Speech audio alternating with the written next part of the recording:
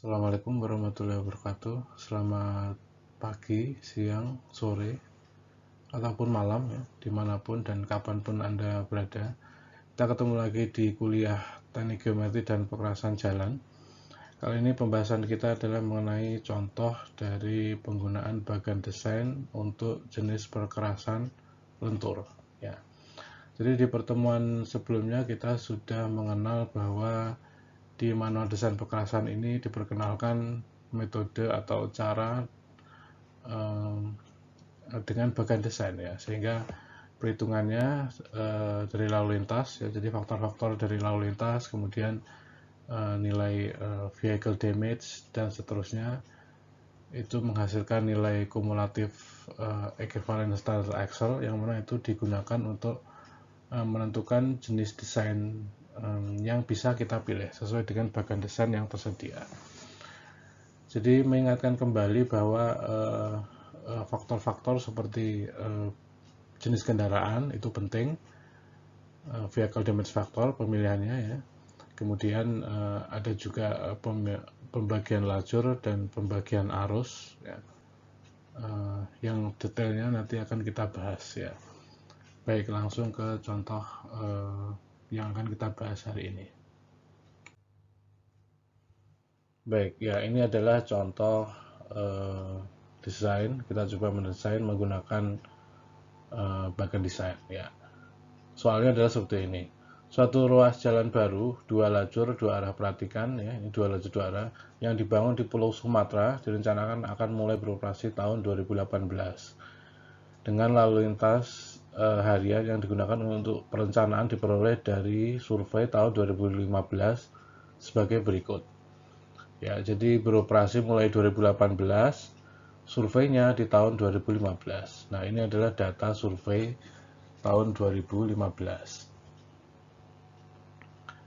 Ada jenis kendaraan mulai dari mobil penumpang sampai dengan yaitu jenis kendaraan 5B, 6B dan seterusnya sampai 7C3 itu ya.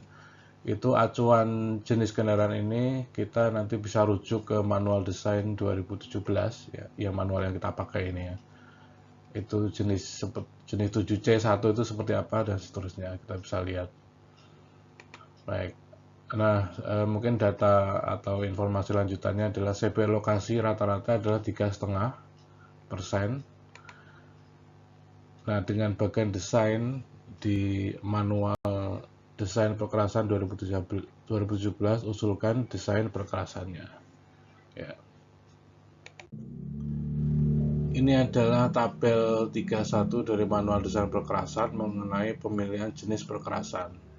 Ya, kita bisa lihat di bagian kiri ya, dari struktur perkerasan itu kita bisa memilih jenis perkerasan ya, mulai dari perkerasan kaku 1, 2, 3, 4, 5, 6, 7, 8, 9 jenis perkerasan, mulai dari perkerasan kaku sampai dengan perkerasan tanpa penutup.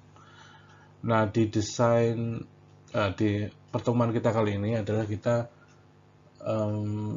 mencoba menggunakan perkerasan lentur sebagai pilihan kita. Nah, jadi kita lihat dari data lalu lintas apakah perkerasan lentur bisa mengakomodir prasyarat yang dibutuhkan untuk desain perkerasan. Jadi kita perhatikan di kolom ini, kolom ketiga, itu adalah ESA dalam juta dalam 20 tahun, pangkat 4. Ya, jadi perhatikan yang diperlukan adalah equivalent standard axle pangkat 4 atau ESA 4. Nah, di sini kita lihat dari prasyaratnya adalah 0 sampai setengah, kita bisa menggunakan turun ke bawah yaitu burda atau burdu dengan lapis pondasi agregat kelas A atau batuan asli dan seterusnya, atau lapisan pondasi soil semen dan seterusnya sampai perkerasan tanpa penutup. Itu untuk ESA antara 0 sampai setengah juta dalam 20 tahun.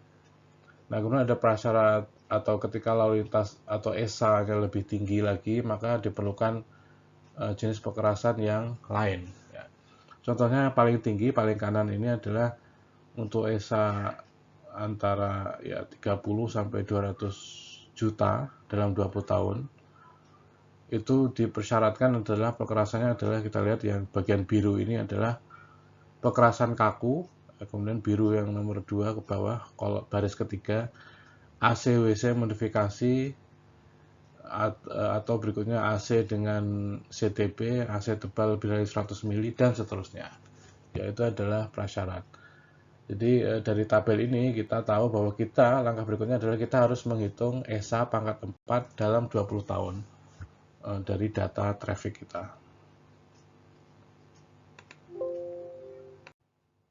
Ya, setelah kita tahu bahwa kita perlu menghitung lalu lintas atau ESA dalam pangkat 4 20 tahun untuk menentukan jenis kekerasan yang bisa kita pilih.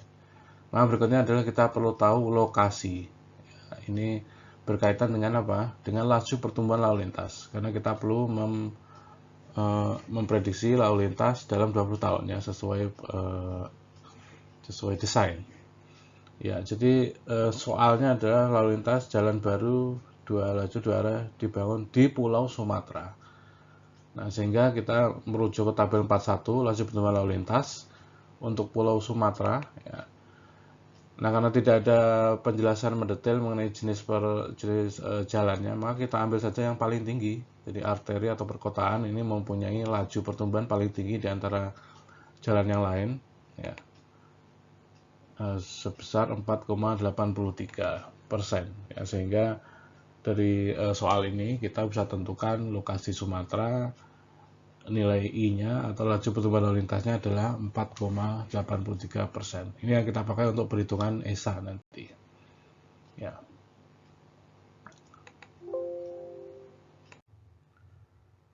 Ya, masih berkaitan dengan pertumbuhan lalu lintas. Tadi informasi tempat pembangunan di Pulau Sumatera kita dapatkan, kita bisa mendapatkan nilai pertumbuhan lalu lintas I-nya.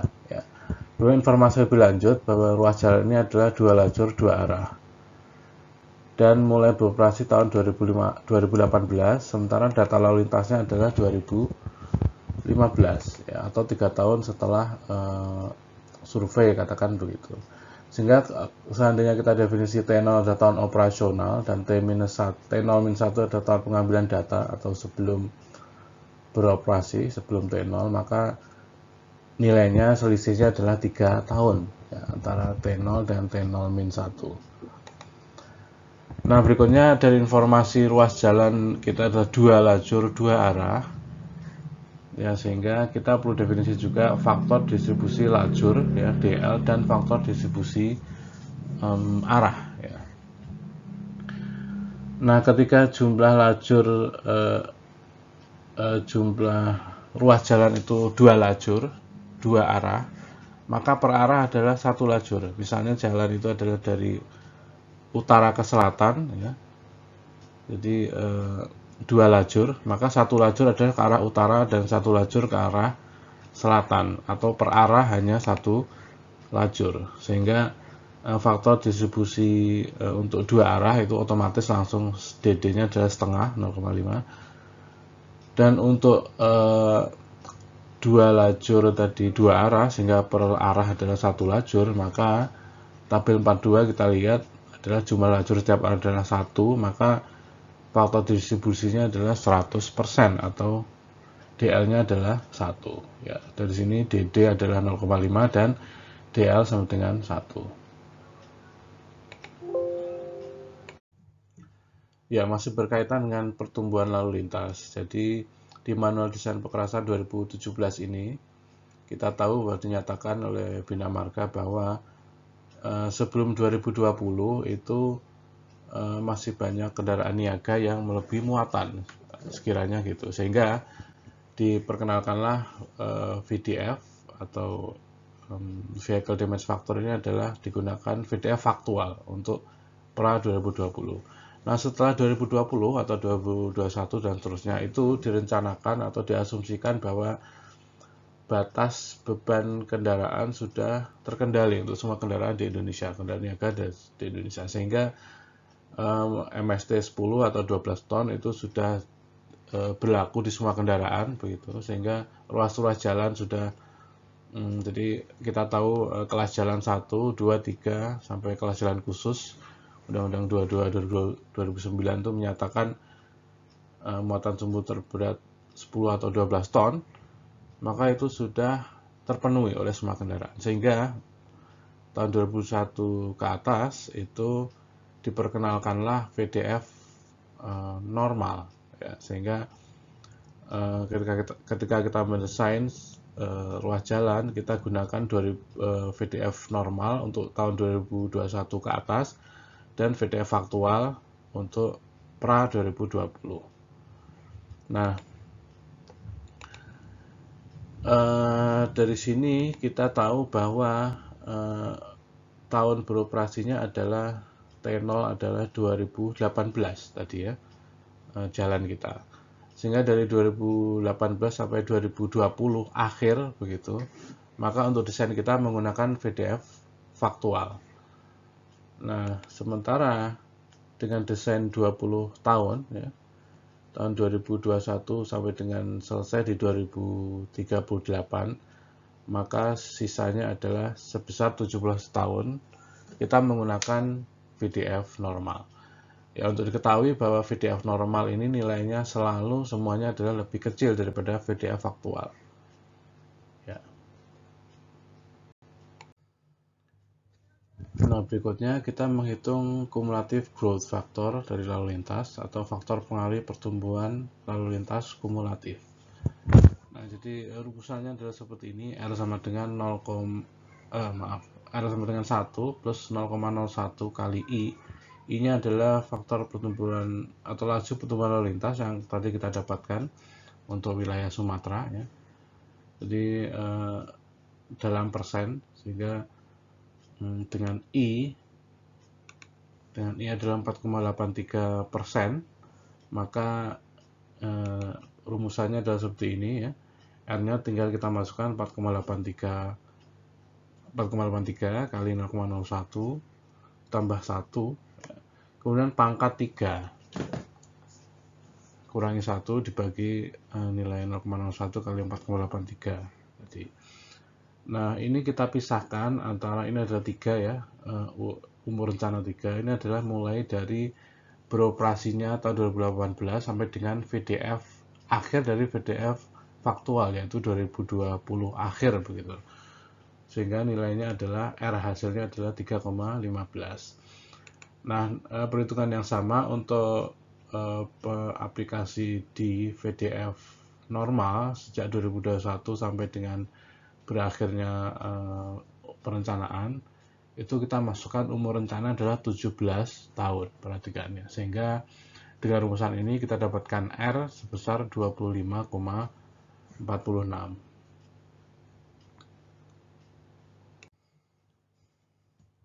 Baik, masih berlanjut di pertumbuhan lalu lintas, perhitungan lalu lintas atau ESA ya.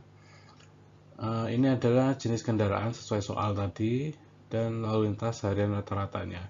Nah, ini kita cocokkan dengan tabel VDF ya, menurut wilayah atau VDF regional ya, tabel 4.4 di manual design. Ini kita tinggal ambil nilai-nilai dari VDF menurut kendaraan. Jadi pertama adalah ini 5B, kita tahu. Kemudian 6B seperti itu, dan seterusnya sampai dengan 7C1, 7C2A, dan sampai 7C3. Nah, perhatikan bahwa kita memerlukan dua nilai ESA, yaitu ESA 4 dan ESA 5. ESA 4 kita perlukan untuk menentukan bagian desain yang mana atau jenis perkerasan yang mana yang bisa kita pilih. Nah, VDF 5 kita untuk menghitung ESA 5 itu untuk secara mendetail untuk mendesain tebal lapis perkerasan sesuai dengan bagian desain yang kita pilih dari penggunaan ESA 4 tadi sebelumnya ya. Dan kita ingat bahwa jadi ada penggunaan beban aktual dan beban normal. Beban aktual adalah beban sebelum 2020 ya, dan beban normal adalah 2021 ke atas. Nah, ini juga perlu kita perhatikan. Nah, berikutnya adalah kita menghitung ESA 4 untuk menentukan bagian desain. Jadi kita tahu tadi ya di slide sebelumnya bahwa kita perlu menghitung ESA 4 dan ESA 5. ESA 4 itu untuk menentukan bagian desain yang mana yang nantinya kita gunakan ya. untuk jenis pekerasannya apa begitu. Nah, ESA 5 itu untuk menghitung detail tebal pekerasan berdasarkan bagan desain yang sudah kita pilih dari ESA 4. Ya, jadi sehingga di sini dari data lalu lintas harian kita buat tabulasi seperti ini, jenis per jenis kendaraan, kemudian LHR 2015 ini adalah datanya, kemudian LHR 2018 ya, dan LHR 2021 ya. Perhatikan kenapa kita pilih 18 dan 2021. Jadi ini adalah tahun pentingnya, jadi milestone-nya di sini. 2018 adalah awal pembukaan jalan, sehingga kita ingin tahu LHR di awal pembukaan jalan.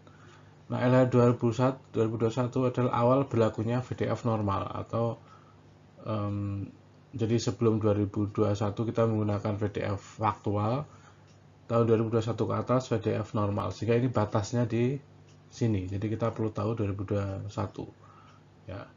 Semuanya dihitung berdasarkan data LHR tahun 2015. Nah, sehingga untuk kolom ketiga yaitu LHR 2018 kita dapatkan dari LHR 2015 dikali dengan 1 plus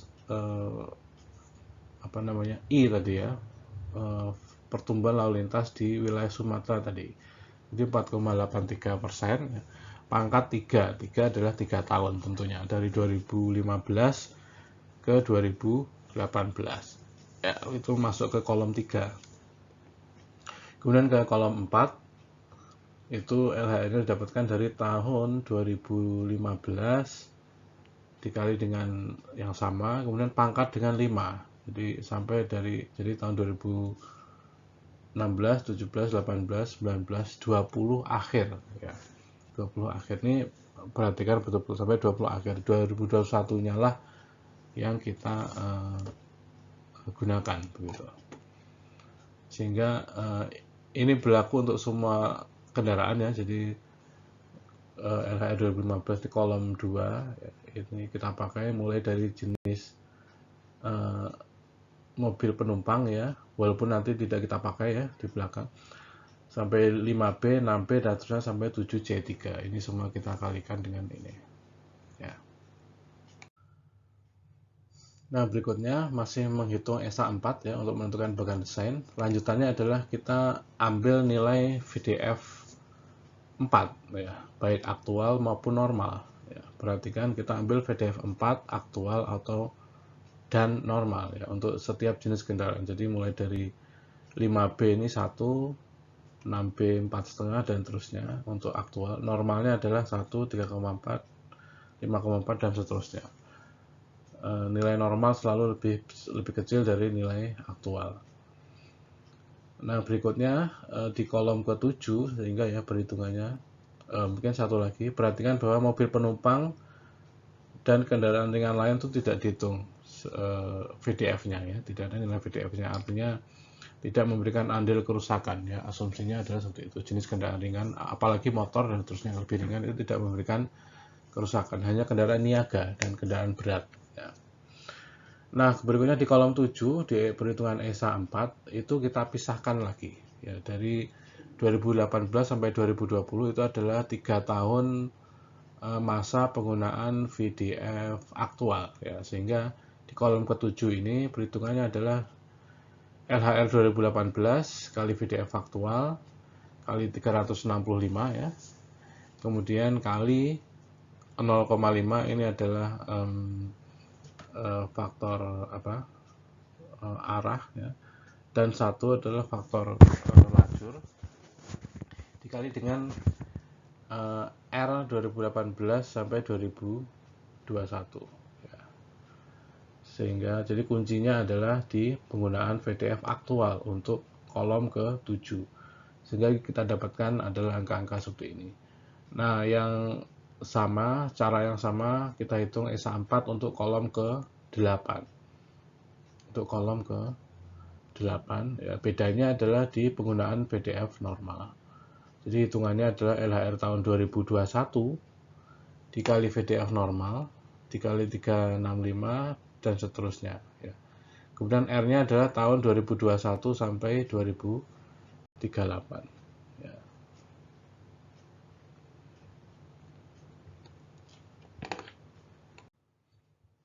Nah, sehingga dari sini, dari kolom 7 dan 8 untuk seluruh jenis kendaraan kita totalkan ya, sehingga kita dapatkan 3,2 kali 10 pangkat 7 atau 32 kali 10 pangkat 6. Perhatikan ini adalah kumulatif ESA 4 atau CESA 4. Ini kita gunakan untuk menentukan jenis perkerasan yang nanti kita gunakan atau jenis bagan desain mana yang nanti kita gunakan ya. Jadi 32 kali 10 pangkat 6 untuk nilai kumulatif ESA 4-nya.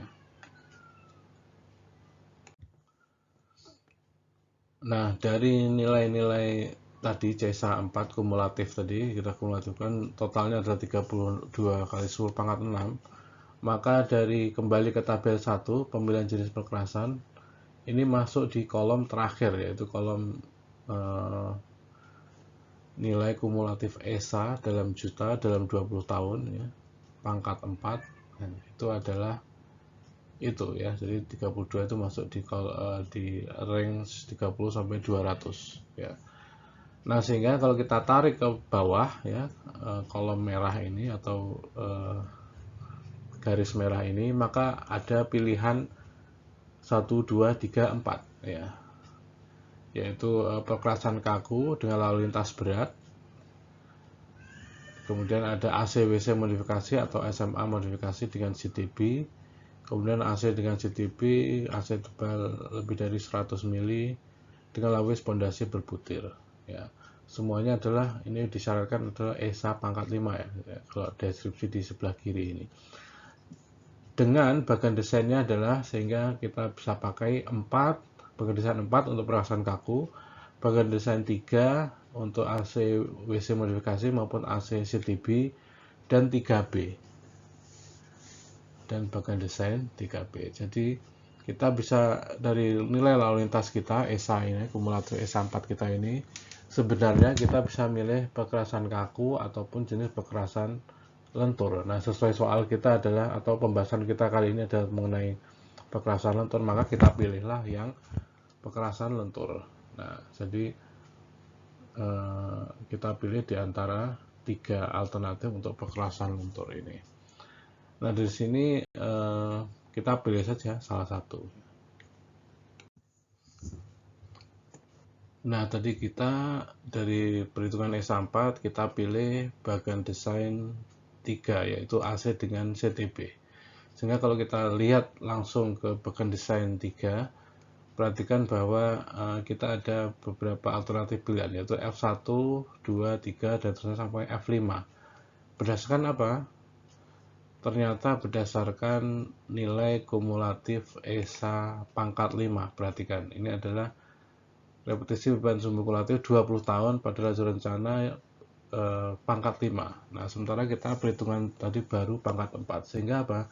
Kita perlu menghitung dengan langkah yang sama persis, yaitu ESA pangkat 5 untuk mengetahui berapakah nilai kumulatif aksel kita pangkat 5, sehingga kita bisa pilih jenis antara F1 sampai F5 dari bagan desain 3 ini ya.